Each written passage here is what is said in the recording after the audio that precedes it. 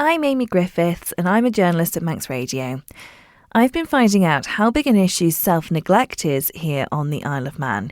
It's after a serious case management review which looked into the deaths of 7 people who all died in circumstances of self-neglect. Sylvia Manson, who wrote the review, and independent chair of the Safeguarding Board, Leslie Walker, have been telling me more.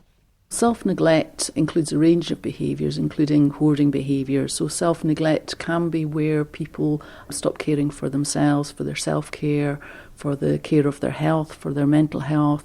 It can also be where people stop caring for their environment, with the result that their environment becomes quite a dangerous and could be potentially uninhabitable environment for them to live. That has an impact on themselves and their own health and safety and their well-being, but it may also impact on other people living in the household, including perhaps children, animals, maybe sort of older people that they might be caring for, as well as potentially people living in their local environment, their neighbourhoods. How big a problem is it here on the Isle of Man, or is it hard to gauge? Well, last year we published a thematic review into the sad deaths of 7 individuals where self-neglect was a significant issue in the situation.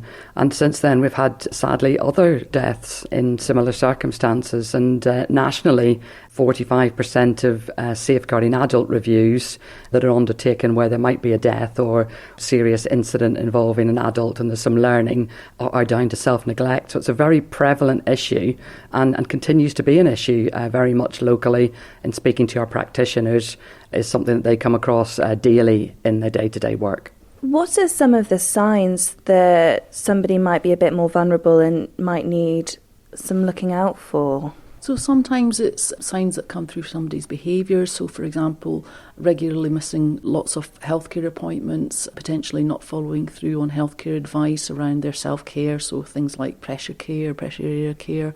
Sometimes it might be around the levels of nutrition or hydration or the clothes that somebody's wearing, so inappropriate clothing for the day and not having heating on. Sometimes there can be very clear signs in terms of the person's environment, so having lots of kind of rubbish piling up around the house, signs of the building falling down, risks from fire risks because of the building being unsafe, or unsafe use of combustible materials in the building.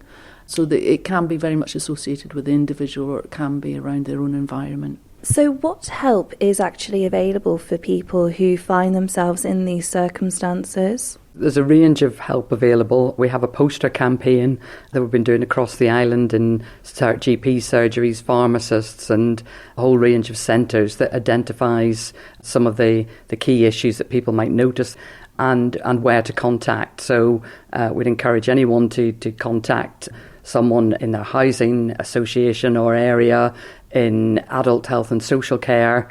The adult social care number is available on those posters and is available via our website and online.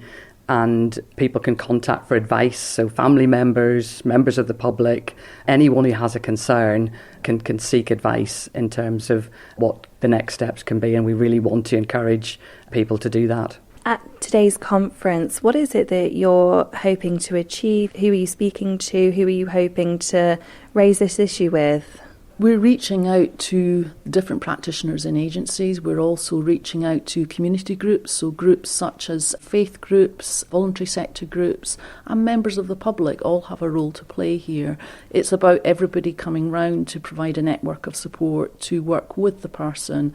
And I think it's important to say this isn't about trying to take over somebody's life or direct how somebody should be living. It's about offering support to somebody who might have really felt becoming overwhelmed in terms of how they're caring for themselves. The reasons for self-neglect are very multiple, and we need to work very, very sensitively with the person to understand the reasons why they're self-neglect and to work to support them. This isn't about taking over the person's life. And so it's about bringing agencies together to help agencies look at the guidance to help them do that and to work in a more collaborative way with the individual and with their families, involving their families as well.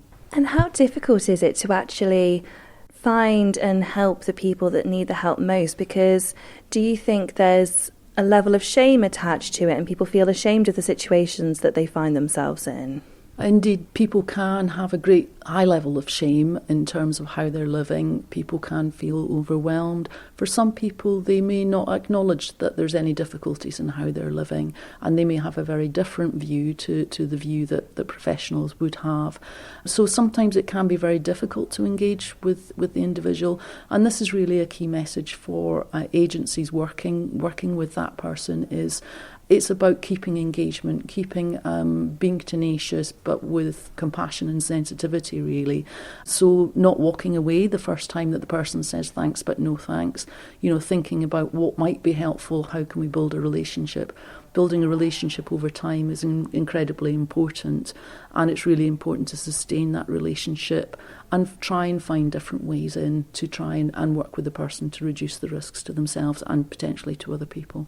If there's anybody listening who is recognising some of these behaviours in themselves, someone they know, someone they love, what's the one message that you'd really want to put out there? Just to come forward. Help is available, support is available, help with day-to-day tasks if people are feeling overwhelmed within the home and things have got on top of them. There is help out there.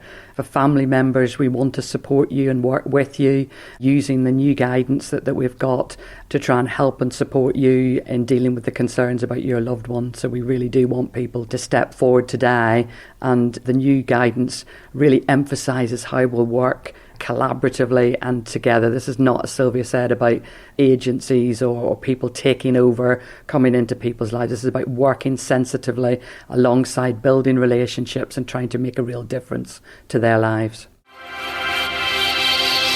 Thank you for making it to the end of the Little Manx Radio newscast. You are obviously someone with exquisite taste. May I politely suggest you might want to subscribe to this and a wide range of Manx Radio podcasts at your favourite podcast provider, so our best bits will magically appear on your smartphone. Thank you.